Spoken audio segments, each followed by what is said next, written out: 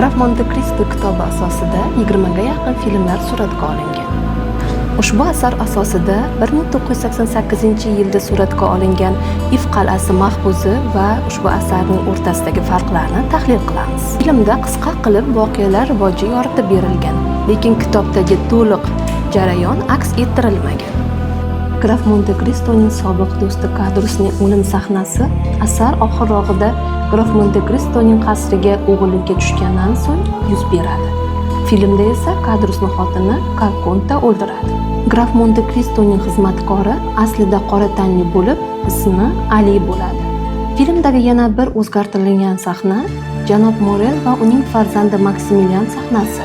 Maksimilian prokuror yordamchisi Vilforning qizi Valentinani sevadi. Ushbu muhabbat tarixi haqida kinoda umuman yoritilmagan.